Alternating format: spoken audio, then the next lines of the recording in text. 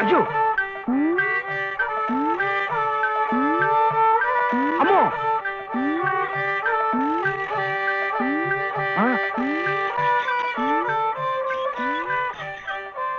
ఎరా ఇప్పుడు దాకా పడుకుని ఎవరు మెత్తయా చిట్టా మరెవరు ఎద్దు ఎద్దా ఎద్దు ఇప్పుడు దాకా నిద్రపోయింది, ఇప్పుడే లేచి తిరుగుతోంది పాపం. ఇట్ట అరుస్తే మళ్ళీ పడుకుంటుంది, ఇంకా నూనె ఉండదు గీనె ఉండదు.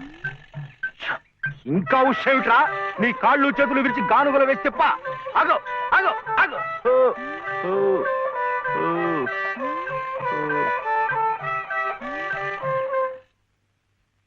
చెప్పానుగా పడుకుంటుందని. ఇప్పుడు కాడి మెడ మీద వేసుకుని నువ్వే తిరుగు. తిరుగుతాను లే. ఆ నూనెంతా డబ్బాలోకి ఎత్తావు. ఎంత నూనె తగలడిపోయిందో. ఏమిట్రా ఇది అమ్మకూడదు, మట్టిలో కలిసిపోయింది. ఒంటికి రాసుకుని తలంటుకో. అంటుకుంటా కాంతం కాంతం నువ్వు వెళ్ళి పత్రం పట్టరా. రౌతు కొద్ది గుర్రమని ఊరికే అన్నారటో. బుర్రలేని వెధవ కూర్చున్నాడని తెలిసి అది వెనక్కి తిరిగి తెచ్చింది. ఇది అలవాటై రేపు నేను కూర్చున్నా వెనక్కి తిరిగి తెచ్చి నన్ను వెధవం చేస్తుంది. ఏమిటైది? నేను దమ్మన్నానా? నా నెత్తిరేసి కొట్టు. పత్రం కాదు, పత్రం, స్టాంప్ పేపరు పట్రా. మళ్ళీ సంతకం పెట్టాలా మావయ్య? అవును. నేను పెట్టను. ఎందుకని? ఆయనమ్మ పెట్టద్దంది. పెట్టకపోతే ఈ నష్టం ఎవరు భరిస్తారా? ఎవరు భరిస్తారు? డబ్బా నూనె ఖరీదని తెలుసా? 200. నీ బొంద. ఇది మీ నాన్న మీద జిడ్డావదం కాదు, ప్రశస్తమైన నువ్వుల నూనె. డబ్బా నూనె ఖరీదు 1000. 1000 రూపాయలు. 3 డబ్బాలకి 3000. ఇవో తీసుకో, పెట్టు.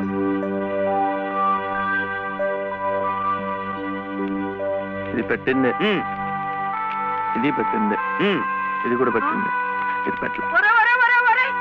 ఏమిటా అది? మళ్ళీ సంతకం పెడుతున్నావా? మావయ్యకు చాలా నష్టం వచ్చిందట, 3 సహస్రాలు. ఎవరు చెప్పారు? ఏమయ్యా రే లే, మళ్ళీ ఇలాంటి సంతకాలు పెట్టావంటే ఒళ్ళంతా బాధలు పెడతా, జాగ్రత్త. నష్టం వచ్చిందట, నష్టం. ఇంతవరకు ఆయన గారు పెట్టించుకున్న సంతకాలు చాలు. నువ్వు జన్మంతా తప్పులు చేసినా ఆయనకేం నష్టం రాదు. వెళ్ళి స్నానం చేసిరా. ఏమిటండి మీరు కూడాను? ఎంత నష్టాన్ని భరించబట్టారు? నిండా ముంచేస్తుంటాను. నిక్షేపం లాంటి నువ్వులోనే పిల్ల కాలంలో ఎలా ప్రవేశిస్తుంది చూడండి. పద్దు పద్దు నువ్వు కాదయ్యా రాయాల్సింది. నీ పాపాల పద్దు నేను రాయాలి. నా ఇల్లంతా హక్కు భక్తం చేసుకున్నందుకు రాయాలి. వాడి పొలం చేస్తున్నానన్న పేరుతో ఎక్కడికక్కడ పందిపొక్కులా మెక్కుతున్నందుకు రాయాలి. నా బిడ్డ పోయిన 3 నెలలకే మళ్ళీ పెళ్లి చేసుకుని మమ్మల్ని ఎలా హింస పెడుతున్నావని రాయాలి. అనంత గారు అనండి. ఇంతకాలం మీ ఇంటి కుక్క కాపలా కాస్తున్నందుకు మీరు అనాల్సిందే, నేర్పడాల్సిందే. ఊరికి నేను ఎందుకంటారయ్యా? పాపాలు చేస్తుంటే అంటారు. మనిషికి ఒక మాట. గొడ్డుకో దెబ్బని. నన్ను గొడ్డంటావా? చూసువా, సతీ తులసి లాంటి దాన్ని నా నోటితో ఆ మాట అనగలనా? పిన్ని గారు సామెత మర్చిపోయారేమో అని. నువ్వు సతీ తులసి సరే. ఏమిటా శబ్దాలు? ఇంట్లో ఎవరున్నారు? సతీ సావిత్రి లాంటి దాన్ని నన్ను అనుమానిస్తున్నారా? లోపల శబ్దాలు అవుతుంటే సత్యవంతుడికైనా సరే అనుమానం.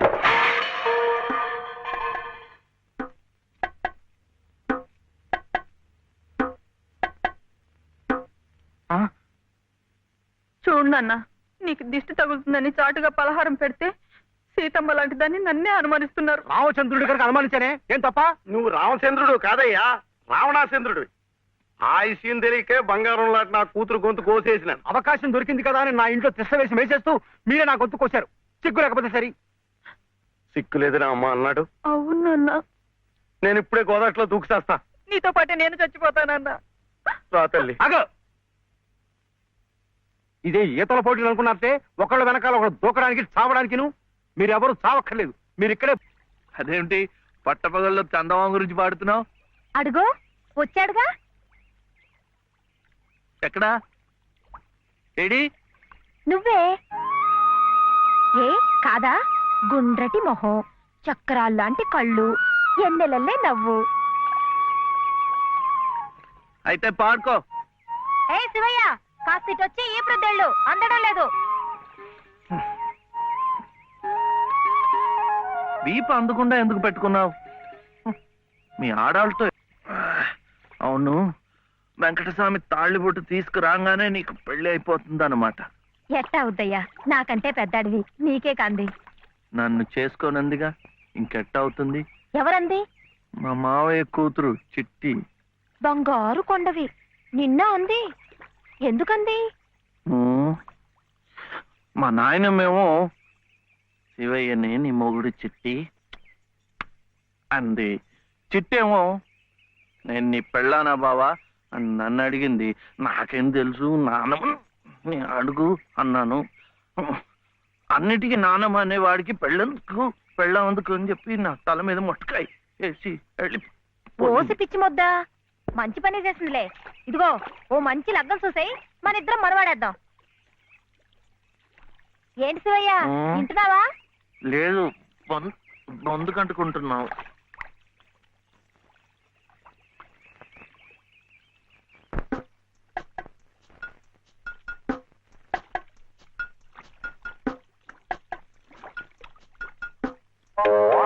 ఏం శివయ్య, పెళ్ళనగానే చేతికేదో కరెంట్ వచ్చినట్టుగా ఉంది. అంటే కర్మ, మను అయితే మన ప్రేమ పట్టపగ్గాలు ఉండవు. ఊరి సచ్చినోడా నువ్వా? ఎల్లెలో ఏటే సుబ్బులు, చెయ్యి మారగానే సాకు తగిలిందటే చుట్టుకున్నావు. పట్టేవాళ్ళ బుద్ధేంటో ఆ చెయ్యి వాటంలోనే తెలిసిపోద్ది. అమ్మా!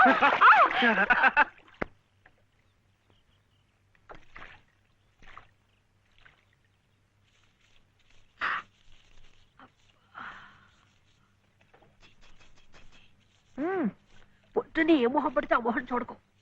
అత్తయ్య ఏదో ముండనా లోపలికి వెళ్ళు.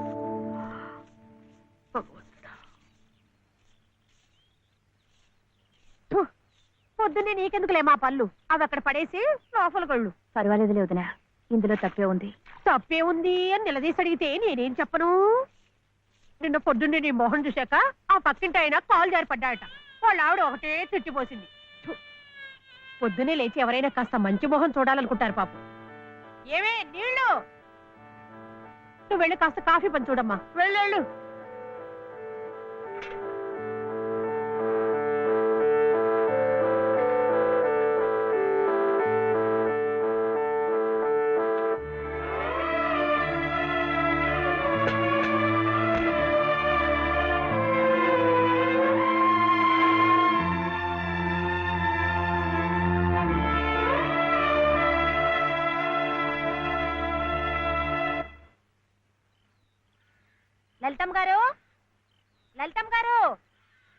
లలితమ్మ గారు, అదేమిటి రోజు ఎంచగ్గాను దుర్గమ్మ గారు అని నా పేరు పెట్టి పిలిచేదానివి, ఈ రోజు ఏమిటి లలితమ్మో అంటా గావుకేకలు దుర్గమ్మ లలితమ్మ అయిపోయింది ఏమిటి? అదెట్టా అవుతుందమ్మా? దుర్గమ్మే, లలితమ్మే. నా జాకెట్, నా లాగు, నా చొక్క ఎక్కడా? ఇదిగో బాబు, తమ చీరలు 2 రాసుకోండి. ఒరే చెంప అక్కడ పెట్టరా.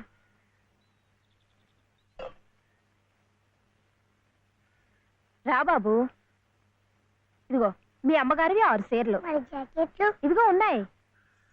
ఇవి నీ చట్లు నిక్కర్లు, జాగ్రత్తగా పట్టుకెళ్ళు. అమ్మో ఇన్ని బట్టలే? మొగుడుతో కాపురం చేసే నేనే ఒంటి మీద బట్ట రాటి మీద బట్టతో అఘోరిస్తున్నాను. మొగుడు లేని ఇవిడి గారికి అమ్మా రేవు 6 చీరలే. ఇట ఈ స్త్రీలకి పుస్త్రీలకి ఆయన గారి సంపాదన అంతా తగలేస్తే నేను నా బిడ్డలు అడుక్కు తినాల్సిందే. చిచ్చి, మీ బట్టలే అనుకున్నాను. మీ మనసు కూడా నీరకాయ పట్టి మురికెత్తిపోయింది. ఒక్కసారి మీ ఆయన గారు ఉడకేసి ఇస్త్రీ చేస్తే నా స్వామి రంగా. ఏమిటే గొడుగుతున్నావు? అబ్బే ఏం లేదమ్మా. అయినా మీరు కూడా ఏందమ్మా, దేవుడు ఏదో చిన్న చూపు చూడబట్టి ఆవిడ మీ ఇంటికి వచ్చింది గాని నిన్నటిదాకా ఆవిడ లక్షణంగా బ్రతికిన మనిషేగా. అంటావు మధ్యలో నీ సమయం పోయింది. బట్టలు ఎక్కువేస్తే డబ్బు బాగా గుంజొచ్చని నీ ఆలోచన. ఆవిడ గారి బట్టలకి మీరేం డబ్బు ఇవ్వక్కర్లేదులేండి. పుట్టాడు కష్టంలో ఉంది. ఆవిడికి ఈ పాటి సాయం చేస్తే పుణ్యమైనా దక్కుద్ది. ఆహా, అంత పుణ్యం కావాలంటే నీ కొంపకి తీసుకెళ్లి నెత్తిన పెట్టుకు పూజించు ఈ సంతని. ఆవిడ రావాలే గాని ఆ మాత్రం అన్నం పెట్టలేకపో. మా కొంపలు ఇరుక్కావచ్చు కానీ మా మనసులు ఇరుక్కావు. మనసులు గుండెలు కోసపెడితే సంతోషపడే ఘటాలు కావు. ముప్పుద్దులా మేపినా మనుషుల్ని పీక్కు తినే రకాలివి. అమ్మా అమ్మ అన్నం పెట్టవా? వచ్చి భుంచొద్దు గాని పద, బడికి టైం అవుతుంది. ఏమ్మా పిల్లాడికి అన్నం పెట్టకుండానే స్కూలుకు పంపుతున్నావు? మాటంటేనే మూతి విరుపులైతే చాలా కష్టం. ఈ పూటైతే మాన్పించావు, మధ్యాహ్నం తప్పుతుందా, సాయంకాలం తప్పుతుందా, రాత్రికి తప్పుతుందా? ఈ ఒక్క పూట ఆదా చేస్తే మాకేం మిగిలేదు లేదు. శుభ్రంగా కూర్చోపెట్టి వెళ్ళవయ్యా వెళ్ళు. అది కాదు వదినా, నిన్న పొద్దున అన్నం తిని కక్కుకున్నాడు, అందుకని. పడ్డలేదంటే ఇడ్లీలు బొడ్లీలు చేస్తాననుకుంటున్నావేమో. 3 రోజులు అన్నమైనా కుండలో వేస్తే ఎగబడి తింటారు నా బిడ్డలు. వేడు అలవాటు చేసుకుంటాడులే వదినా.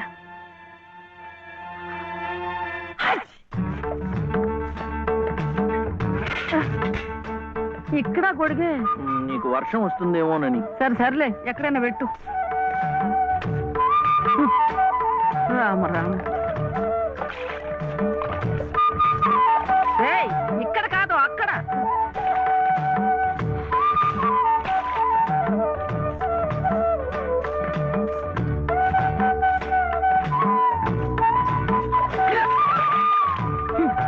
రామచంద్ర,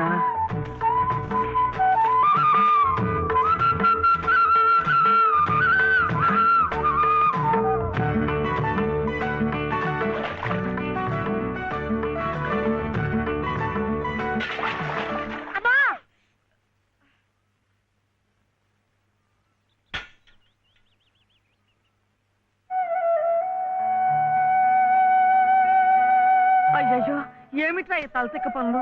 చూడలేదు. సర్లే, బిడ్డ పూర్తిగా తడిసిపోయాడు, ఏమనుకోకమ్మా. పర్వాలేదు. చాలే. అయితే రేపటి నుంచి నీళ్లు కూడా పోయను. ఒరే, ఇదంతా నా కోసం అట్రా, నీ కోసం కాదు. ఏది చేసినా భక్తితో చెయ్యాలయ్యా. అయితే ప్రసాదానికి వెళ్ళినా. వెళ్ళు. ఓం రాజాతిరాజాయ ప్రసహ్య సాహినే నమో వయం వై శ్రవణాయ కుర్మహే సమే కామాం కామ కామాయ మహ్యం కామేశ్వరో వై శ్రవణో దదాతు. కామేశ్వరో వై ఇంకా నైవేద్యం కాలేదురా. శ్రవణో దదాతు.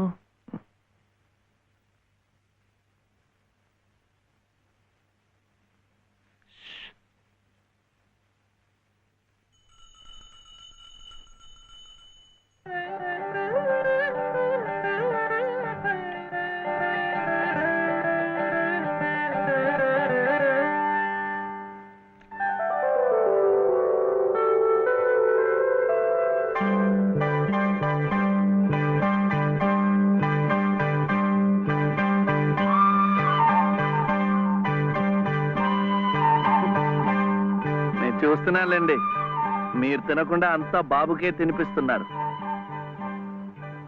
తీసుకోండి. నాకు లేదనా? నేను మళ్ళా అడిగితే ఇస్తారు. ఈ గుడి మాకు బాగా తెలుసు. నేను మా నానమ్మ రోజు వచ్చి ఇదంతా కడిగి ముగ్గులేస్తాంగా. తీసుకోండి, తీసుకోండి. తీసుకోమ్మా. అసలు దేవుడు గర్భగుడిలో ఉంటే వీడు ఊరేగింపుకు వెళ్లే ఉత్సవ విగ్రహం లాంటి వాడు. పుణ్యమే. రాజమ్మా, ఆ అమ్మాయి ఎవరో తెలుసుగా?